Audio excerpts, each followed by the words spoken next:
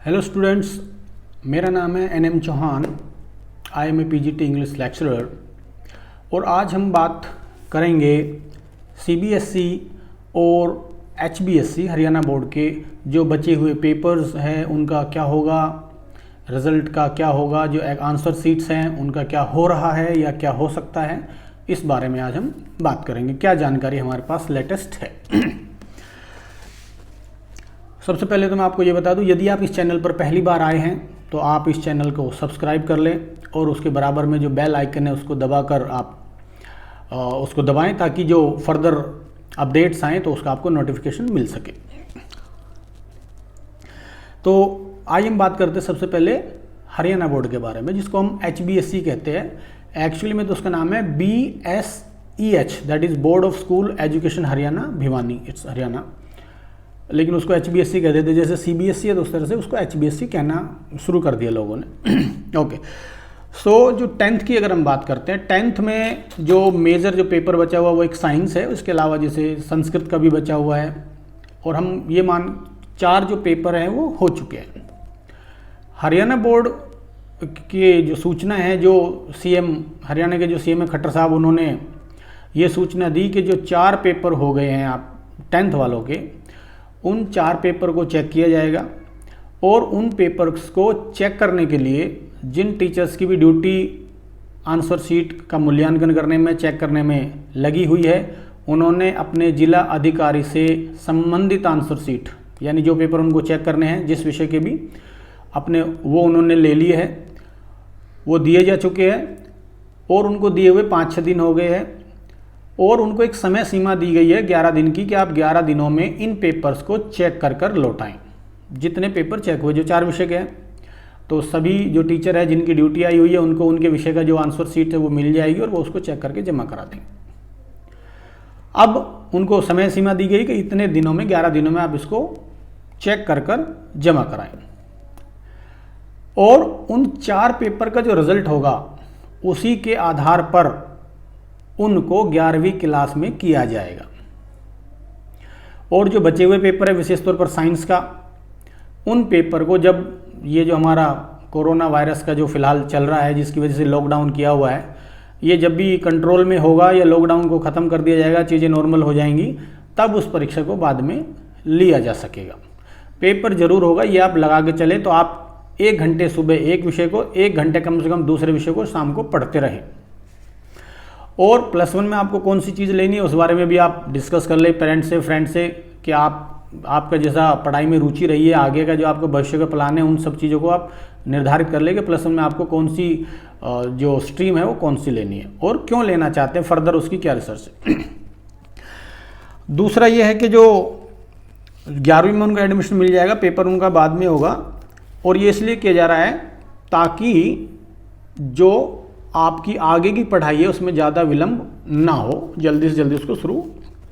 किया जैसे ही हालात सामान्य होते हैं। और अब आप पूछेंगे जी, जो हमारे 4 पेपर हुए हैं उनमें से कोई बच्चा 2 में फेल हो जाता है, क्या वो कंपार्टमेंट आएगा, क्या होगा, क्योंकि 2 उसके हुए नहीं हैं और इन 4 में से 2 में कंपार्टमेंट आ जाता है। तो बच्चों, इस बारे में अभी तक कोई सूचना नहीं दी गई है। सिर्फ ये कहा गया है कि इन 4 जो आपके पेपर्स हुए इनको चेक करने के बाद इसी प्रतिशत के आधार पर, इसी रिजल्ट के आधार पर आपको अगली क्लास में प्रमोट कर दिया जाएगा, बचे हुए पेपर बाद में होंगे। ओके। और जो +2 है, हरियाणा बोर्ड की +2 की मैं अभी बात कर रहा हूँ, उसके बारे में कोई सूचना हरियाणा सरकार ने नहीं दी है। उन्होंने कहा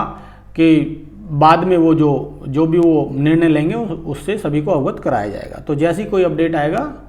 हम आपको बताएंगे। अब हम बात करते हैं सीबीएसई की। सीबीएसई 10th की हम बात करते हैं। सीबीएसई 10th में भी बच्चों भी पेपर बचे हुए हैं आपके, और उसमें मैं ये बता दूं कि जो पेपर हुए उनकी जो आंसर सीट्स है उनका एवेल्यूशन चल रहा था, क्योंकि उनके पेपर जो फरवरी में ही स्टार्ट हो गए थे और उनका पेपर का काम चल रहा था, और जो पेपर बिल्कुल इनिशियल बहुत जल्दी हो गए वो तो ख़त्म भी हो गया, उनका जो एवेल्यूशन है वो ख़त्म हो गया। जैसे मान लीजिए जो आईटी का पेपर था, इंफॉर्मेशन टेक्नोलॉजी का, वो काफ़ी पहले हो गया था, तो उसको लेते भी कम स्टूडेंट है और क्योंकि वो पहले हो गया था तो उसकी जो चेकिंग है वो ख़त्म हो गई। अब जो बाकी के विषय जैसे मान लीजिए इंग्लिश है या और जो विषय हैं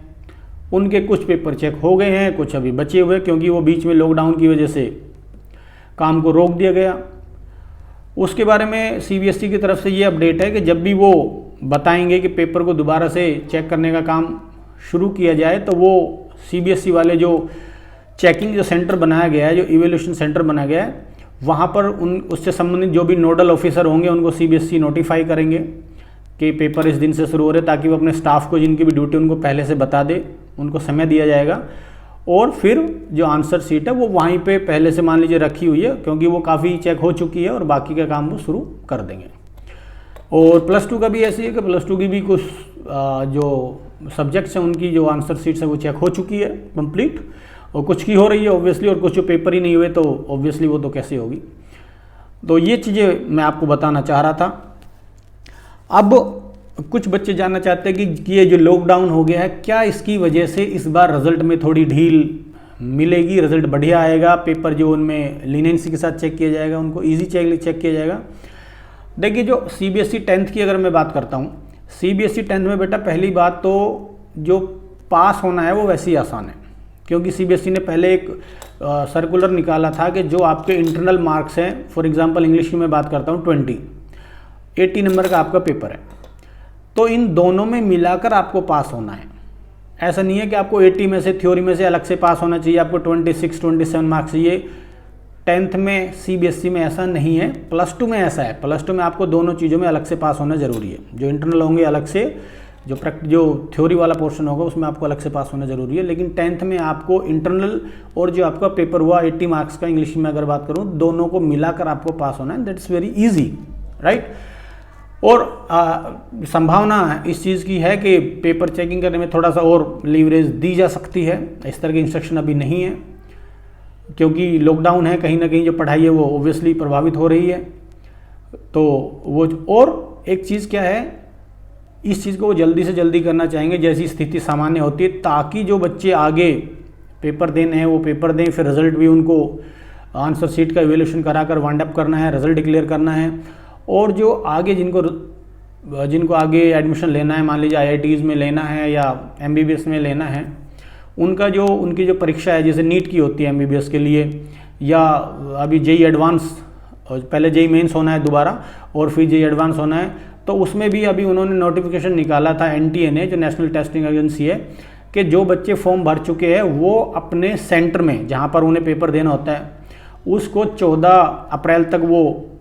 चेंज कर सकते थे, मॉडिफाई कर सकते थे। पहले ज़्यादा दूर का भरा हुआ था तो उसको नज़दीक वाला वो भर सकते थे, 14 अप्रैल उसकी लास्ट डेट थी। वो इसलिए था कि मान लीजिए स्थिति ऐसी होती है कि आपको डिस्ट्रिक्ट से दूसरे डिस्ट्रिक्ट में अलाउ नहीं होगा मान लीजिए, तो आप अपने डिस्ट्रिक्ट में जो नियरेस्ट है वो आप चूज़ कर सकते हैं। तो जो कॉलेजेस में जो एंट्रेंस प्रक्रिया है वो भी थोड़ी सी डिले हो जाएगी, क्योंकि एग्ज़ाम लेट होंगे, ऑब्वियसली रिजल्ट लेट होगा जो नॉर्मल प्रोसेस से, तो कॉलेजेस में भी जो एडमिशन है वो थोड़े से लेट होंगे, दैट इज़ फॉर श्योर। और इस चीज़ में आप लगाएं, यदि आपको कोई और अन्य तरह का डाउट हो तो आप कमेंट्स करके पूछ सकते हैं। आगे कोई भी फर्दर अपडेट होगा ऑब्वियसली वो आपको बताया जाएगा। तो अगेन, यदि आपने ये चैनल सब्सक्राइब नहीं किया है तो इस चैनल को सब्सक्राइब करें, उसके बराबर में जो बेल आइकन है उसको दबाएं, ताकि आपको जो फर्दर नोटिफिकेशन है वो मिलते रहें। Thank you, have a good day.